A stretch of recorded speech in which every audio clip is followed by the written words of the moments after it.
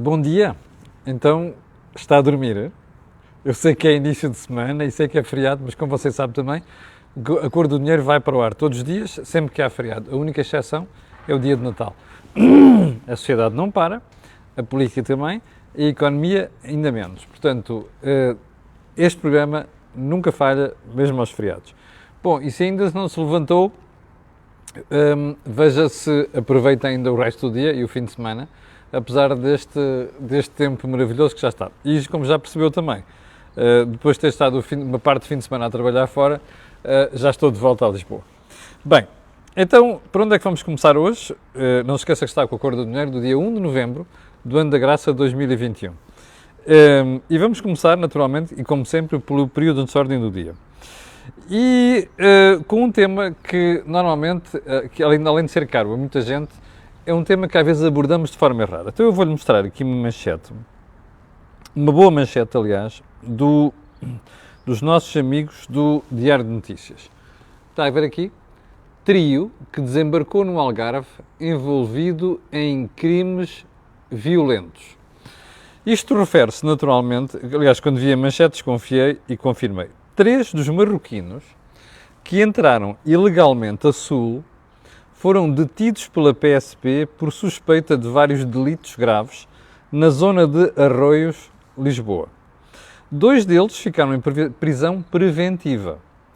Serviços Estrangeiros e Fronteiras perdeu o rastro, atenção, a 44 das 97 pessoas que vieram de Marrocos para Portugal e mais, diz que desses 97, apenas 33 ainda estão em Portugal. Ora, qual é a reflexão que isto merece?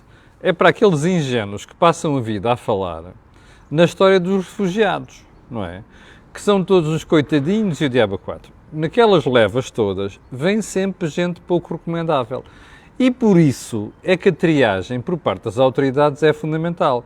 Isto de deixar entrar cada pessoa que aparece à porta do território nacional, a bater à porta e entrar e a dizer que foi torturado, corrido, não sei das quantas, isto não é assim. Tem que ser bem escrutinado. Neste caso concreto, é ainda mais evidente, porque como Vossa Excelência sabem, na altura, quando a rapaziada cá chegou, vinham com bom aspecto, vinham nutridos, vinham com telemóveis dos quais fizeram selfies e o diabo 4. Portanto, deu logo para perceber. E sem documentos, obviamente, nem sequer sabemos se todos eles são marroquinos. Isto não tem nada de xenófobo, tem a ver com proteção das pessoas e do território nacional. Porque, como se vê aqui, já tinha havido uma cena com alguns deles no centro de refugiados lá em cima, no Porto, ou nos arredores do Porto. Agora é esta indicação de que 3 estão envolvidos em crimes violentos, de tal forma a ficaram em prisão preventiva. Ora, se calhar isto devia servir como um bocado de wake-up call a muita gente, inclusive a organizações, cada vez que aparece aqui alguém a gente à porta, coitadinhos, ó tio, vamos lá ajudar. Vamos lá ver se o pessoal começa a acordar. E repito, isto não tem nada de xenófobo, ok? Bom, segundo ponto. A Moody's acordou! Não é? A Moody's, a agência, deixa-me só soltar aqui a câmera, a agência de notação financeira, que andou muito distraída nos últimos anos, quanto àquilo que foram os disparates que o Governo andou a fazer em matéria orçamental. Sim, o Governo andou a fazer disparates graves em matéria orçamental. E agora, de um momento para o outro, com a história da queda do Governo, com a mais provável queda do Governo, vem logo dizer coisas como, vamos estar atentos e não sei o que antes. Agora a última é, as eleições podem resultar num impasse. Rapazes e raparigas, vocês vivem onde? É óbvio que isto pode entrar num impasse. E é óbvio que isto tem custos políticos. E é óbvio que isto pode ter custos de financiamento. Mas já agora uma coisa, não comecem já a misturar alhos com bugalhos, porque na sexta-feira ouvi uma porrada de gente com gráficos sobre a taxa, as yields, né? A taxa de rendimento da dívida portuguesa e de outros países do sul da Europa há 10 anos, e não sei quantos em instabilidade portuguesa. Bom, desculpem, desta vez não tem nada a ver com aquilo que aconteceu em 2011 com José Sócrates. Porquê? Porque as contas, embora não estejam bem do ponto de vista de perspectiva a longo prazo, tiveram uma vantagem muito importante, é que a União Europeia andou em cima de nós, e o BCE também, e as autoridades da política orçamental europeia andaram em cima de nós e nós ainda não pusemos o Campo Verde, embora estejamos a comprometer o futuro. Primeiro ponto. Segundo ponto, se as pessoas forem olhar para aquilo que é o comportamento das taxas de juros a partir de sexta-feira, ou melhor, quinta-feira, elas começaram a subir, mas não é apenas por causa da situação portuguesa. É porque o BCE, toda a gente já percebeu, menos a Barbie, não é, do BCE em Frankfurt, que isto corre o risco de correr mal, como a gente anda a alertar aqui há muito tempo, nomeadamente do ponto de vista de inflação. Ok? Bom não esquecer isto. Terceiro ponto. O PAN, sim, pessoas, animais, natureza, o COP, a Cimeira do Clima, a decorrer em Glasgow, e a técnica de chutar problemas para canto. Ontem ouvi aquela rapariga, Inês Sousa Real, muito chateada por o Primeiro-Ministro não estar na Cimeira do Clima. E depois de muito perorar ali pelo meio, vem com uma cena de e tal, todos nós sabemos que existe uma crise, não sei quantos, em Portugal, e que é compreensível que as pessoas tenham que se dedicar a estas questões, mas podia lá ir, nem que fosse só para ir e vir. Bem, não estou a perceber. Isto parece, Inês Sousa Real ainda deve estar na escola secundária, naquelas cenas que, vai lá, assina aquela porcaria, depois volta-te aquilo e vamos brincar para o recreio. Ainda deve estar nessa fase. Suponho eu, não é? Porque não estou a perceber muito bem qual é a utilidade do Primeiro-Ministro ir à Cimeira do Clima e depois vir-se embora logo. Se é para estar lá, levar a sério o que está lá a ser feito, dizer o que é que Portugal está a fazer e os erros que os governantes estão a cometer em política energética, eu percebo. Agora, fazer figuras tristes, não. E já agora, isto é a técnica do PAN, bate e foge. Bom, já agora, se calhar, recordar que a menina Inês Sousa Real deve estar muito preocupada com o que andou a dizer na semana passada, com críticas ao Presidente da República, muito incomodada por o Governo ter caído. Este ponto é que é importante. Muito incomodada por o Governo ter caído. E ela lá sabe porquê. E agora deve querer disfarçar o que andou a dizer. Não é? Estilo, deixa-me lá distanciar-me deste gajo, porque as críticas na semana passada foram que eu fiz demasiados fretes ao Primeiro-Ministro e ao PS. Capixa? São todos apanhados na curva. É tudo uma questão de tempo. Bom, vamos deixar o período de ordem do dia e vamos para a política portuguesa. Eu confesso que eu estive fora o resto de sexta-feira, sábado e uma parte do dia de ontem. Mas fui acompanhando, muito por alto, aquilo que se passava em Portugal desde sexta-feira à noite. E eu hoje nem sequer era para me dedicar muito a este assunto, mas vou dizer, aliás, os comentários de hoje eram para começar para outra área, mas vou-lhe dizer porque é que eu hoje resolvi virar isto tudo do avesso. Porque ontem estava eu a preparar já o programa, ontem à noite, e alguém me mandou um tweet do Dr. Rui Rio. E esse tweet reza assim: nunca vejo o comentário de Marcos Mendes. Eu vejo de vez em quando. Mas vou abrir hoje uma exceção e vou ver o que ele disse sobre as eleições legislativas antecipadas e a situação interna no PSD. As mensagens que recebi a ridicularizá-lo, para não dizer a insultá-lo, são tantas que fiquei curioso. Bom, eu que cheguei a Lisboa ontem à noite, também não tinha visto o comentário do Dr. Marcos Mendes. E depois de ver, mas já tinha começado a elaborar, ainda no fim de semana, os pontos fundamentais aqui do programa de hoje. E um dos pontos fundamentais era precisamente, ou melhor, é precisamente sobre quando é que devem ser as eleições. Bem, e eu depois de ver este tweet fui ver o comentário do Dr. Marcos Mendes. Ainda não percebi muito bem onde é que está a preocupação com ridicularizar nem insultar.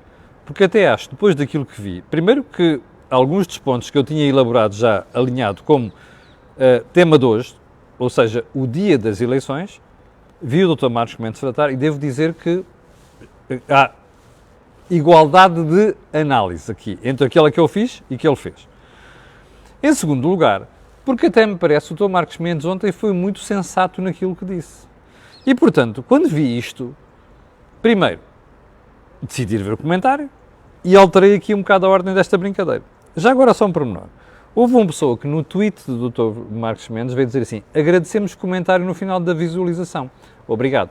Ainda não vi nenhum tweet do Dr. Marcos Mendes. Se vocês, entretanto, me o encontrarem, por favor, mandem-me, porque eu gostava de saber qual é que é a análise dele àquilo que eu disse do Dr. Marcos Mendes. Já vamos parte que me interessa, que eu vi, que me preocupa, melhor, que preocupa, que mais me preocupa neste momento, que é o dia das eleições. Já vamos à história da marcação por parte do Presidente da República. Bom, vamos primeiro à situação na direita portuguesa. Nós temos aqui dois problemas, um no CDS e o outro no PSD. Vamos primeiro ao CDS, que me parece o caso mais grave. Vocês já sabem a minha opinião. Eu acho que o CDS está condenado. É tudo uma questão de tempo. E acho que a rapaziada do CDS está a fazer um esforço muito grande para apressar esse fim. Também sabe que eu acho que quem há um ano evitou concorrer à liderança do CDS e agora aparece pressuroso a tentar dar cabo da liderança que lá está, desculpem, merece muito pouco respeito. Já sabe isso. Eu na sexta-feira à noite vi umas imagens, acho que foi quinta-feira, ou sexta-feira à noite, mandaram por vídeo, do Dr. Nuno Melo à porta no lar do Calgas, à porta do CDS, a fazer um grande comício, ou melhor, um mini comício, como se estivesse nos tempos idos de 1975. Bem, a única diferença é que isto é uma desproporção enorme face ao que está a passar. E, portanto, a forma como a oposição interna e a própria direção estão a portar, estão a trazer todas as atenções para cima do CDS. Bom, primeiro ponto. Eu não sei se foi legal ou não os procedimentos do Conselho Nacional do CDS que adiaram a escolha interna para depois das eleições. Não sei se foi legal ou não. Eu até acredito que tenha sido. Qual é o ponto aqui? É que o resultado disto não agradou a quem quer disputar a liderança. Nuno Melo, mais aquele grupelho que já existe há um ano, que perdeu e ficou ressabiado, não é? De todos estes estão a sair agora. E que, entretanto, aproveitaram agora a ocasião para começar a sair. Mas eu já vou a isso. Eu não sei, eu repito, se aquilo foi legal ou não. Mas há uma coisa que sei. Acho que a atual liderança não devia ter feito o que fez. E porquê? Porque o argumento de, agora é melhor centrarmos nisto, sem irmos e depois decidirmos o resto, tem dois problemas. Primeiro, se a atual liderança perder, a escolha de candidatos a deputados foi feita pela atual liderança. E não faz sentido, depois, a futura liderança levar com isto. Segundo ponto, a atual direção tinha até querido apressar as eleições. Terceiro ponto, a sensação que passa para fora, e este é que é o ponto fundamental, e se calhar o Francisco Luís Santos deve pensar nisto, é que a atual direção tem receio das eleições. Portanto, isto foi um tiro no pé, em minha opinião. Independentemente de estar tudo correto do ponto de vista de estatutos, do ponto de vista legal e não sei o quê. Do ponto de vista ético, e se quiser até do ponto de vista de imagem política, não me parece que tenha sido a decisão mais correta. Agora vamos à história dos abandonos. Como você viu, nas últimas horas, nós tivemos uma série de dirigentes históricos do CDS que começaram a sair. João Almeida já disse que não vai ficar na Assembleia da República,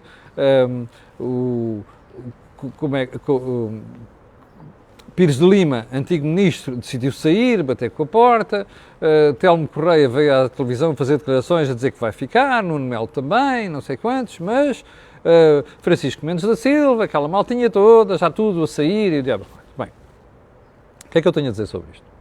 Tenho muito má impressão dos militantes de um partido que o abandonam quando não estão de acordo com alguma coisa. Podem vir dizer, isto é um momento histórico, não sei quem é que é histórico. Não sei quantos é um momento decisivo. Não sei quem é que é decisivo. O CDS já teve outros momentos decisivos na sua vida. E, portanto, a sensação que dá é que aqui há um grande conjunto de egos, não é? De pessoas que estão incomodadas com o que se passa e querem ir embora. Bom, e se calhar até já queriam ir embora, precisava de um pretexto, não é? Bom, isto é mau. Isto é feio. Isto não edifica partidos. E mais, isto mostra, não é, que há pessoas que, quando não estão de acordo com alguma coisa, estão dispostas a pirar-se. Ora, imaginem o que era. Se o Sá Carneiro tivesse pirado o PSD definitivamente, ele saiu a uma certa altura, é verdade, não é? Quando aconteceram aquelas chatices no final dos anos 70. Imaginem o que era Cavaco ter-se desfiliado do PSD com estes disparates todos que o Rui Rio anda a fazer, não é? Não faz sentido nenhum. Isto é um disparate, isto é um problema de egos. Ora bem, egos não fazem partidos. Bom, e mais importante do que isto, a sensação com que fica, e a pergunta que eu deixo aqui é, bem, será que a malta do CDS que está a sair vai parar a outras paragens? há uma coisa que tenho que dizer sobre isto. No dia em que outro partido aceitar esta malta que saiu agora, não é sem fazer um período de nojo, eu deixarei de votar nesses partidos. Certinho, à direita. Eu deixarei de votar. Porque não gosto de figuras como estas. E, portanto, acho que as críticas aqui têm que ser assacadas a um lado, têm que ser assacadas a outro. Mas, é que eu ainda não percebi muito bem quem é que a malta do CDS, que anda no meio desta peixeirada toda, se não já se esqueceram quem é o inimigo. O inimigo aqui é o socialismo, não é? A figura a bater nas próximas eleições chama-se António... A bater entre aspas, obviamente, não é? Ou seja, o alvo aqui é António Costa. E, portanto, se calhar convém que se lembrem, não é? Que o fundamental neste momento é denunciar a porcaria de governação que nós tivemos nos últimos 6 anos. E colocou o país a crescer muito menos do que aqueles que estavam atrás de nós, não é? Isso é que interessa. Será que se lembram ainda disto? Pergunta que fica no ar. Bom, PSD. PSD temos aqui 2 problemas. O primeiro, o Rui Rio está ressabiado com toda esta história e continua, não sei quantos, para isto devia ser tudo adiado, não, é a mesma história no PSD. Então, espera aí. Qual é que sentido é que tem haver agora uma trégua, marca-se as eleições de partido para depois das legislativas, então espera aí. Então e se o Rio perder depois? O próximo líder vai levar com os candidatos a deputados do Rui Rio? Isto não faz sentido nenhum. Mas, se é para fazer clarificação, essa clarificação deve ser feita. E como já disse aqui várias vezes, nem se pode imputar a Paulo Rangel, que eu nem sequer era o meu candidato, repito, não é? E já agora o meu candidato, entre aspas, que eu não sou militante nem de PSD, nem coisa nenhuma, mas, repare, nem se pode dizer que ele tenha feito algo de desleal, porque as eleições estavam marcadas, e o Congresso também. Portanto, não faz sentido adiar isto. Mas é que o problema disto tudo é que anda toda a gente, inclusive a Rui Rio, a pressionar para que as eleições sejam feitas logo no início de janeiro. Ora bem, isto tem 2 problemas. O primeiro é, espera aí, então com eleições a 4 de dezembro, diretas, mais 2 semanitas a seguir, que ninguém fala de outra coisa a não ser Natal, não é? E bolo rei e companhia, e vinho do Porto, não é? E ceia de Natal, e depois o Réveillon. Qual é a atividade partidária que dá para afirmar novas ideias? Primeiro. Segundo, quando é que vai começar a campanha eleitoral? Antes do Natal? Portanto, a gente vai, nos dias de Natal, ter PPPPP, aquela musiquinha, a dizer este espaço é das possibilidades partidas. Mas quem é que vai olhar para a propaganda partidária nessa altura? Já agora, vamos ter gente em pugilato verbal nas televisões, nos debates, em cima do Natal e em cima do final de ano. Isto é um nonsense completo. Eu sei que dá jeito a Rui Rio adiar esta brincadeira, porque são mais umas semanas mais, que se ele perder depois, o futuro líder leva com os elementos escolhidos por ele. Isto não tem sentido nenhum. Não é? E além do mais, eu sou daqueles que acham que a liderança de um partido deve estar sentada no Parlamento. É verdade que há casos fantásticos em que não foi assim, mas deve estar sentada ali, tem que ser o líder da oposição a fazer crítica a quem está do outro lado, caso o PSD perca nas próximas eleições, obviamente. Portanto, tudo isto nos leva à questão. Eu percebo o tweet de Rui Rio, mas quero ver mesmo um comentário. E o tweet de Rui Rio quer dizer apenas uma coisa. Rui Rio está preocupado e sabe que pode perder as próximas eleições. E, portanto, está a fazer o possível aqui para que o Sr. Presidente da República, pressionadíssimo, marque eleições mais cedo. Bom, e agora aqui é que vêm as datas. Porque uma das preocupações que se percebe que existe em Rui Rio e também da direção do CDS é, bom, espera aí, então as eleições devem ser a 16 de janeiro. Então, mas se forem a 16 de janeiro, quando é que começa a campanha eleitoral? Bom, e as escolhas das listas? E aqui é que eu acho que o Marcos Mendes tem razão, que eu depois de ter ido ver, neste pormenor não tinha pensado, eu sabia que havia várias hipóteses, 16 de janeiro e depois 30 de janeiro, se não for mesmo para fevereiro. Bom, primeiro ponto, interessa à democracia que haja o mínimo de estabilidade nos partidos que vão às eleições e que estas questões de programa, de promessas ao país, estejam muito bem sedimentadas, que haja debates. Eu quero ver um debate entre o vencedor das eleições no PST e António Costa. António Costa é péssimo a fazer estas coisas. E quero ver a política de António Costa julgada em debates. Não quero ver peixaradas internas entre partidos, sejam eles CDS e PST. Portanto, 16 de janeiro, quando é que escolhe as listas de deputados? Quando é que começam os debates? Isto não faz o mais pequeno sentido. Portanto, em minha opinião, acho que as eleições, no mínimo, deviam ser a 30 de janeiro. Isto é que devia ser a preocupação do PST e devia ser a preocupação, no caso do CDS. Porquê? Que é para o país ficar a conhecer aquilo que propõe. Já agora, andam a pressionar todos o Presidente da República. Eu estou curioso para ver o que é que vai acontecer a partir de quinta-feira, não é? E quando o Presidente da República dissolver o Parlamento. E quero ver qual é que vai ser a data que ele vai marcar. Eu já sei que a pressão vai ser enorme, mas vai ser uma estupidez, não é? Porque o interesse de todos nós é que haja propostas claras, figuras claras, não é? Pessoas que dão a cara e que se assumem como líderes e que têm propostas para levar o país para a frente nas próximas eleições. Isto é que é fundamental. E convinha mesmo que a direita portuguesa não esquecesse de uma coisa. O inimigo chama-se socialismo. A figura principal dos disparates dos últimos anos chama-se António Costa. Não é direção do CDS, nem é Paulo Rangel, nem é Rui Rio. Portanto, é bom que a direita não se esqueça disto e acesse as baterias, precisamente, para onde elas devem estar apontadas. E pronto. Chegamos ao final do programa de hoje. Não se esqueça, esta semana vamos ter Think Tank, vai ser à quarta-feira.